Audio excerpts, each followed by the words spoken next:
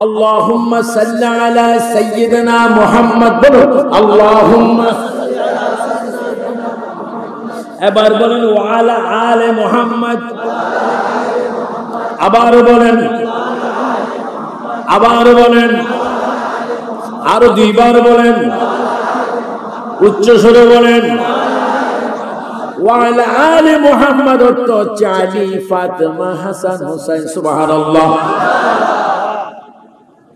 আমি ইসলামিক ফাউন্ডেশনের যিনি ডিজি মহোদয় জনাব শামীম আফজাল সাহেব উনি সহ বাইতুল মুকাররমের ইমাম সহ চট্টগ্রাম জাতীয় মসজিদ জমিয়তুল ফালাহর খতিব সহ সব ইমামের কাছে আমি পাঠাবো, আপনারা পাঠান। হুজুর এই যে ওয়ালা আলী মুহাম্মাদের অংশটুকু আরবি আলফাজে পড়তে হয়, এর অর্থ কি, মানে কি, তরজমা কি, শানে নজুল কি, যদি আলেমে হক্কানি হয়, নায়েবে রাসূল হয়, সহিহ সুন্নি হয়, বাংলাদেশের ইসলামে রেখে দিতে বাধ্য হবে। ওয়ালা আলী মুহাম্মদ অর্থ হযরত আলী, ফাতেমা, হাসান, হুসাইন সহ কিয়ামত পর্যন্ত আওলাদ রাসূলগণ চিৎকার দিয়ে বলেন সুবহানাল্লাহ। দুই হাত তুলে বলেন ইয়া রাসূলুল্লাহ, আরো জোরে বলো মুহাম্মদ বলো। আওলাদ রাসূলদের কথা নামাজে আছে, উচ্চ স্বরে আছে। আপনি এইভাবে দুরূদ শরীফ পড়েন কি পড়েন না, অর্থ জানতে চান কিনা? এগুলো সুন্নি হুজুররা বানায় বলে। আমি তো এখন পাবলিককে শিখাই দিলাম, এখান থেকে ইমামের প্রশ্ন করে যদি অন্য অর্থ করে বলবেন দে ওয়ামা আলাইহিল বালাগ, তোরা আমি মনে মনে 3 তালাক তোরা সারি দিলাম, তোর পিছনে নামাজ পড়া হারাম। এগুলো বাস্তব কথা। ওপেন 10 লক্ষ টাকা চলে এসেছে। ওয়ালা আলী মুহাম্মদ এতটুকু যদি কেউ অপব্যাখ্যা করতে পারো, আমি ক্যাশ সাক্ষী দিচ্ছি, ওয়াদা দিচ্ছি, ওই মুফতিকে, ওই ব্যক্তিকে আমি 10 লক্ষ টাকা পুরস্কার দেব। আর যদি ব্যাখ্যা করতে না পারো, কোনো জরিমানা নাই, সুন্নি হওয়ার জন্য অনুরোধ করব। আমি এই চ্যালেঞ্জ শুধু বাংলার মাঠে দিচ্ছি না, আমেরিকায় দিচ্ছি, লন্ডনে দিচ্ছি, চীনে দিচ্ছি, রাশিয়ায় দিচ্ছি। আমি আমার এই বয়সে 54টা রাষ্ট্রে ওয়াজ করে এভাবে চ্যালেঞ্জ দিচ্ছি, কারণ আমরা সরকারি দল। সরকার মানে পৃথিবীর আওয়ামী লীগ বিএনপি নয়, আমরা আখিরাতের সরকার, আমার নবীর দল। জোরে বলুন আল্লাহু আকবার। এবং বাংলাদেশ সরকার ও নবীর পক্ষে জাতীয় সেই মসজিদে মিলাদ হচ্ছে। আমি ওই দিনও বাইতুল মুকাররম সোহাদায়ে কারবালার মাহফিলের উপর বক্তব্য দিয়েছি। সেখানে ইসলামী ফাউন্ডেশনের ডিজি ছিলেন। আমি ব্যক্তিগতভাবে জানি বর্তমান রানিং মাননীয় মহামান্য রাষ্ট্রপতি আব্দুল হামিদ সাহেব, তিনিও একজন সুন্নি, তিনি মিলাদের পক্ষে। তার সাথে আমি ব্যক্তিগত কথা বলে অনেক তৃপ্তি পেয়েছি। তার পূর্বের রাষ্ট্রপতি মহামান্য রাষ্ট্রপতি মরহুম জিল্লুর রহমান সাহেব, তিনিও মিলাদুন নবীর পক্ষে ছিলেন এবং তিনি একজন আল্লাহর ওলি, আবু শাল মাদানির মুরিদ ছিলেন। এজন্য আমাদের দেশে যদি এই দেশের সরকার যদি নবী ওলির পক্ষে না হতো, বিমানবন্দরের নাম শাহজালাল হয় কিনা, শাহ আমানত হয় কিনা, এটি বুঝা যায় কি তারা ওলি আল্লাহর বন্ধু না শত্রু? আরো জোরে বলেন কি আপনারা কি শাহ আমানতের পক্ষে না? শাহ আমানতের মাজার কোথায় জানেন? কোথায়? লালদিঘির ময়দানের একটু কোনায়, সেখানে শাহ আমানত শুয়ে আছে।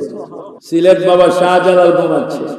আমরা বাবা বললে এরা বলে শিরিক, সারালিপ্তান শিরিক। কি ভাই শিরিক কেন? কলি আল্লাহ বাবা হয় কি করে? তো তুমি দি রিকশাওয়ালার আব্বা কো, তুমি না সিএনজি ড্রাইভারের কো বাবা, 20 টাকা ভাড়া 5 টাকা কম মেরে আব্বা। তো তুমি সিএনজি ড্রাইভারের ভাড়ার জন্য আব্বা বললে যায় শিরিক মুক্ত। শাহজালালকে বাবা বললে তোমার উপর নিত্য নতুন গজব শুরু হয়।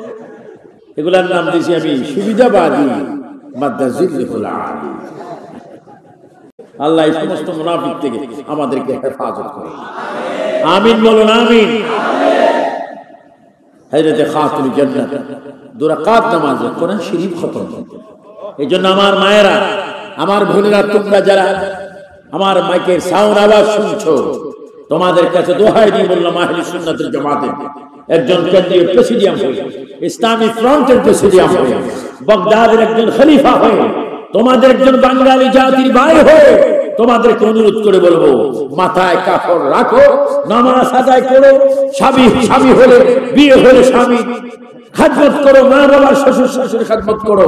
দেখবে কোরআন শরীফ পড়ো, একদিন না একদিন তুমি রাসূলের মেয়ে খাতুনে জান্নাতকে তুমি দেখতে পাবে। পুরুষ ভাইরা পাঁচ ওয়াক্ত নামাজ পড়বেন, ইমাম হুসাইন আলাইহিস সালামের তার পক্ষে কাজ করবেন, দেখবেন আপনারা হুসাইনওয়ালা হয়ে যাবেন। ইমাম হুসাইনের মা এত দাতা, রাসূল কারীমের সাহাবী। আসুন আমি কারবালা নিয়ে কিছু আলোচনা করার জন্য প্রবেশ করছি আলোচনায়। এতক্ষণ আমি ভূমিকায় ছিলাম, আমার কাছে সুন্দর যে বিষয়টুকু সামনে উজ্জ্বল হয়ে কাগজে লেখা হয়েছে সেটি হচ্ছে শহাদায়ে কারবালা। রাসূল কারীমের সাহাবী, রাসূল কারীমের আদরের সাহাবী, যিনি ওহী লিখতেন, যার নাম ছিল হযরত আব্দুর রহমান, পরস্পর তার নাম হয়ে গেল হযরত আবু হুরায়রা রাদিয়াল্লাহু তাআলা আনহু। তিনি বলেন, পৃথিবীর মানুষ ঘটনা অনেকে শুনে অনেকে জানে, কিন্তু এমন একটি ঘটনা আমার সামনে হচ্ছিল যাহা আমি নিজে চোখে দেখছি, কানে শুনছি এবং ঘটনায় উপস্থিত ছিলাম।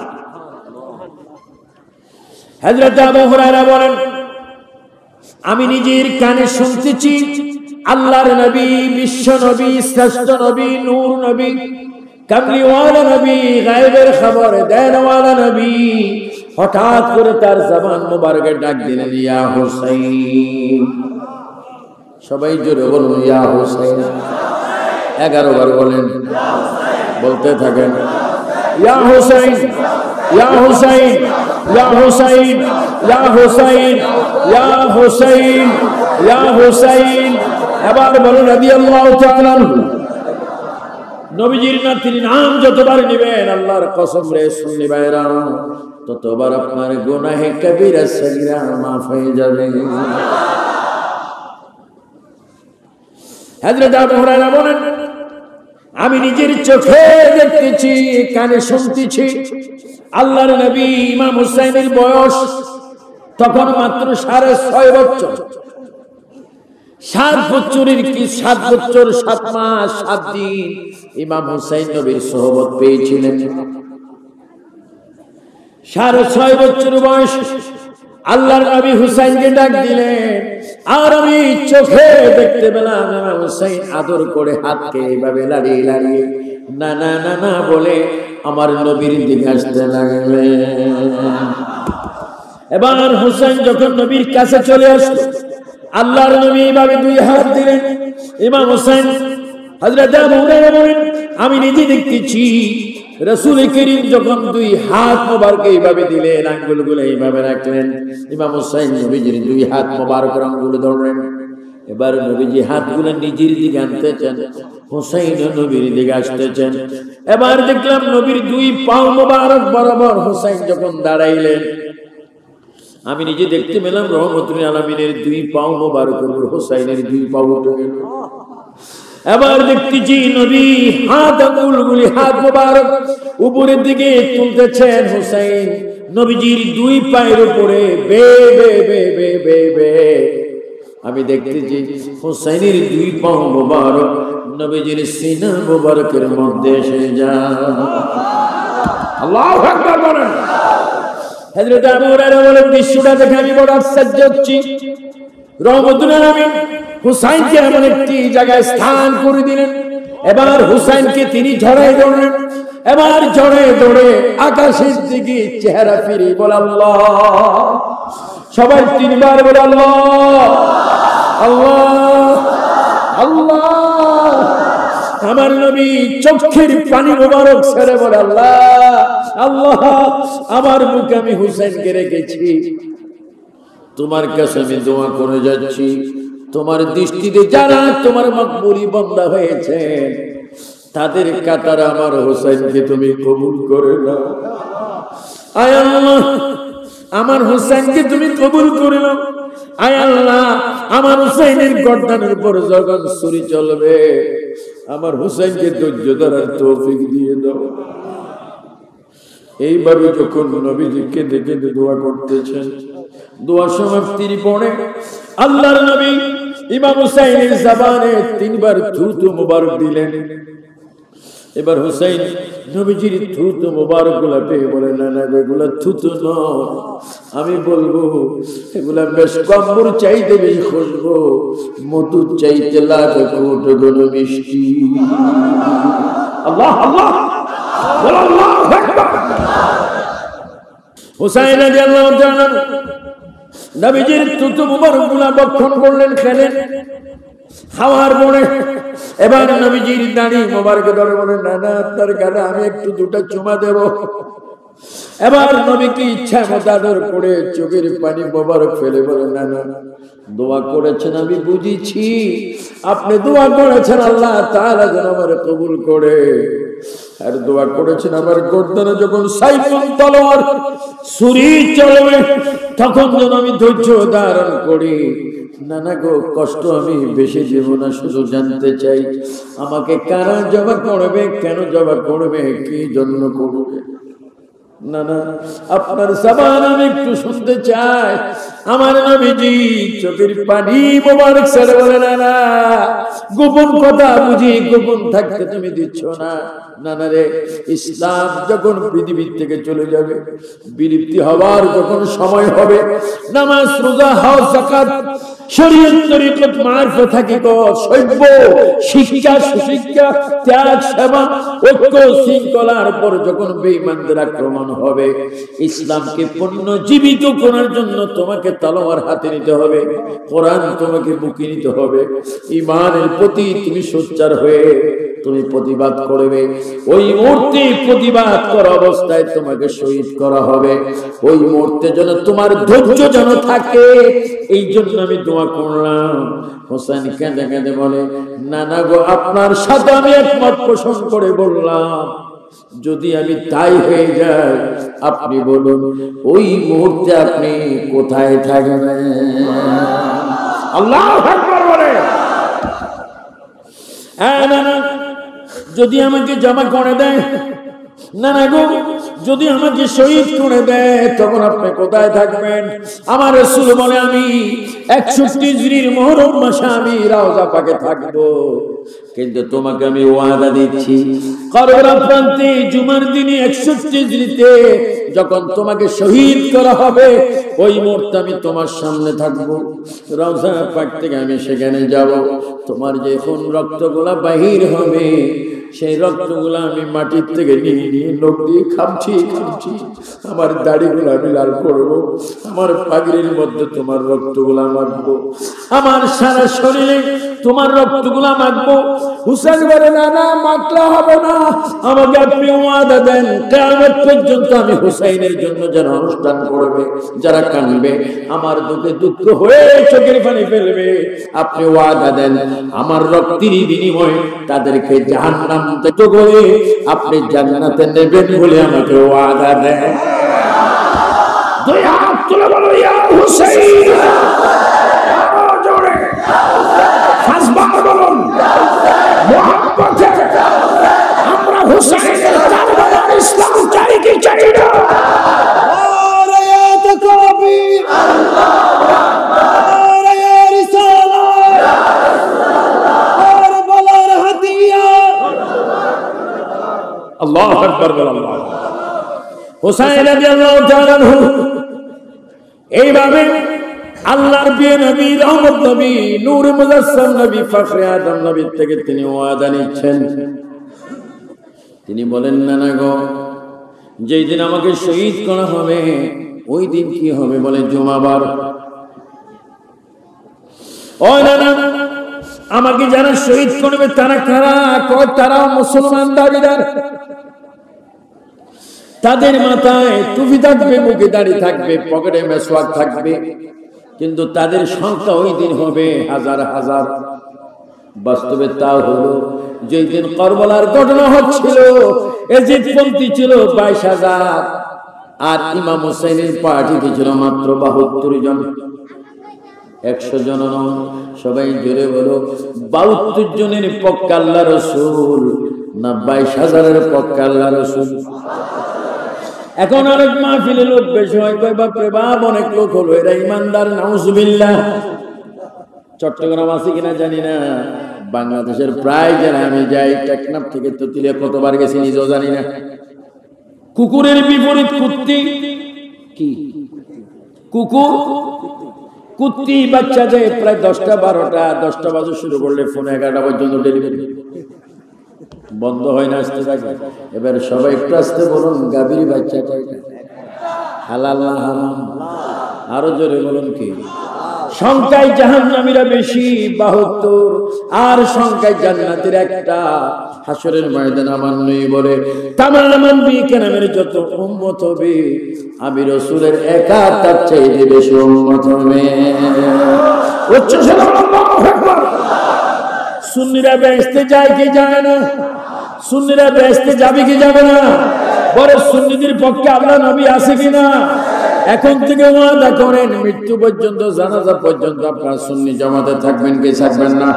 ডান হাতটা তোলেন, ডান হাতটা তোলেন, যে তুলবেন না মনে করবো ওয়াহাবি শয়তান সালাফি। সবাই জোরে বলেন আমরা কি? বলেন আমরা আহলে সুন্নাত ওয়াল জামাত। বলেন আমরা কোন জামাত? আহলে সুন্নাত ওয়াল জামাত কারবালার ইমাম হোসেন চাই কি চায় না? আহলে সুন্নাত ওয়াল জামাত মিলাদ কিয়াম চাই কিনা? মিলাদুন নবী, উরুস, ফাতিহা, খাজা গরিব নওয়াজ, গৌসুল আজম আজমন্ডারি, শাহ মানুষ, শহীদ আহমদ সিরকুটি, সমস্ত নিয়াল্লাহকে উচ্চ স্বরে মারহাবা।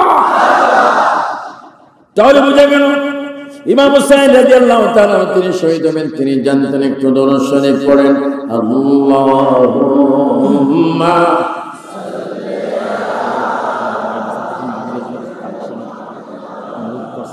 ওয়ালা কখন আরো জোরে বলুন, আল্লাহুম্মা মুহাম্মাদ ওয়ালা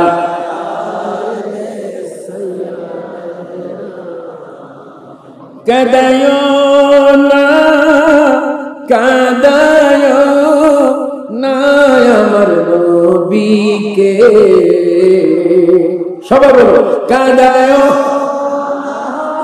কাদায়ো না আমার নবীকে।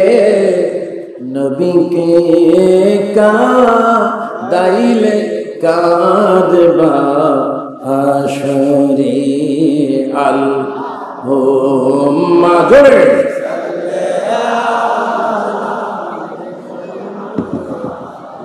ওয়ালা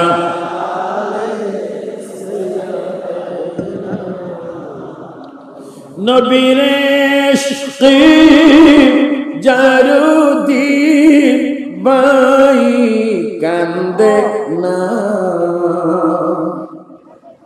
নবীর ইশকে জারুদি বাই কান্দে না।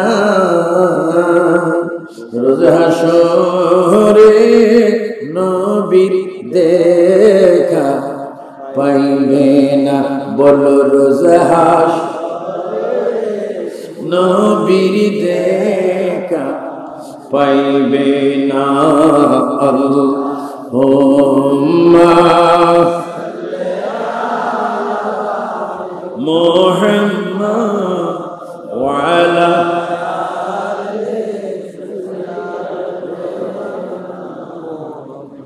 এই নাফাতে যাইতেন নবী মসজিদে। যুবক ছেলে বলো এই নাফাতে যাইতেন নবী মসজিদে। আবার ইসলামী ছাত্র সূরা জোরে জোরে বলো এই নাফাতে যাইতেন নবী মসজিদে। মতি বলে কান্দিতেন আল্লাহুম্মা সাল্লি আলা মুহাম্মাদ ওয়া আলা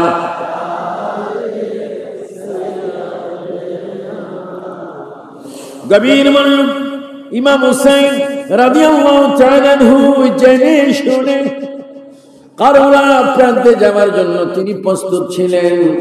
তিনি সবকিছু জানতেন, নানা জানতেন, বাবাই জানতেন, মাই জানতেন, ভাই জানতেন, সবাই জানতেন তিনি কারবালা ময়দানে শহীদ হবেন। তিনি কারবালা ময়দানে যাওয়ার পূর্বে রাসূল কারীমের রওজা পাকে আসলেন। সুবহানাল্লাহ বলেন, নবীজির জিয়ারতের পক্ষে না আপনারা বিপক্ষে? এখন কিছু আলেম আছে কয় নবীর জিয়ারতে যাইও না, আছে না? যাইও না করে টান দেয়। তোর টান কত লম্বা, এটা হাসরের ময়দানে না দেখবি তোর টানের সাথে শয়তান বলবে, ভাই আমি তোর সামনে উপস্থিত। যে টান দিছস আবু জেহেল, আবু লাহাব, এই যে আপনাদেরকে আপনাদের গায়ে আংরার মতো দেখা যাচ্ছে, আমরা তোমার প্রাইভেট দোস্ত। আমরা তো বেয়াদবি করছি 1400 বছর আগে, তুই তো ডিজিটাল যুগে বেয়াদবি করছিস, এই জন্য তুই আমাদেরকে হার বানাইছিস। আমরা তোর থেকে দোয়া নিতে আসছি, একসাথে এক্ষুনি জাহান্নামে যাব। যাইও না, কি ঠান আধুনিক টান। খবরদার, ইমান রাখা বড় কঠিন। আমরা 20 টাকার তারাবির বিশ্বাসী, আমরা 8 টাকার তারাবির বিশ্বাসী নয়। বলেন আমরা কয় রাকাত তারাবি পড়ি? আমাদের পূর্বপুরুষ কয় রাকাত পড়ছে? ইমাম আজম কয় রাকাত? বর্তমান মক্কা শরীফ, মদিনা শরীফ কয় রাকাত? আর ইদানিং বাইরে হয়ে গেছে জালিম আলেমরা, টিভিতে বসে বলে 8 টাকাত পড়লি নিয়ত লাগবে, কয়দিন পরে বলবে ওযু লাগবে, কয়দিন পরে বলবে সিজদা লাগবে, রুকু লাগবে, সুজা হয়ে যাবে। বলে বেহুদা মুসলমান। গভীর মনোযোগ। আল্লাহর প্রিয় নবী, দু জাহানের বাদশা নবীর নাতি ইমাম হোসেন রাদিয়াল্লাহু তাআলা বলেন, আমি কারবালা প্রান্তে যাওয়ার আগে তিনি গেলেন রাসূল পাকের রওজা পাক। কিছু হজ বাইট বাইর হয়েছে, যারা হজ যেতে বড় সতর্ক। জামিয়া আহমদিয়া সুন্নি আলিয়ার সাথে আপনারা যোগাযোগ করবেন, চট্টগ্রাম সোবানিয়ার সাথে যোগাযোগ করবেন, হালিশহর তৈয়বিয়ার সাথে যোগাযোগ করবেন, আলেম মুহাদ্দিসদের সাথে। হজ গাইড নেবেন যেন মিস গাইড না হন। কিছু হজ গাইডের পাতায় বর্তমান যুগের চিত্র লিখে দিয়েছে, তোমরা মসজিদে নববীতে মদিনায় নামাজ পড়তে যাবে, খবরদার নবীজির জিয়ারতের খেয়ালে যাবে না। আমার এই জাউতালার কলোনি ইমানি ভাইরা সবাই জোরে জোরে বলো, আমরা মদিনার নবীর জিয়ারত চাই কি চাই না? দুই হাত তুলে একটু দেখাই দেন, ফেরেশতারা ফটো ধরুক, আমরা মদিনার নবীর জিয়ারত চাই। জিয়ারতে গেলে গুনাহ মাফ হওয়ার ব্যবস্থা আসেনি? ব্যবস্থা করছেন কে? নবীজির কদমে চরণে কবর পাকে জিয়ারতে গেলে গুনাহ হয় না, গুনাহ মাফ হয়। আমরা মদিনার নবীর কাছে যেতে চাই কি চাই না? সবাই একটু জোরে বলুন, মনে বড় আশা। সবাই আমার দিকে খেয়াল করো, জোরে জোরে বলেন, মনে বড় আশা ছিল মক্কা ওয়ালা মদিনা ওয়ালা,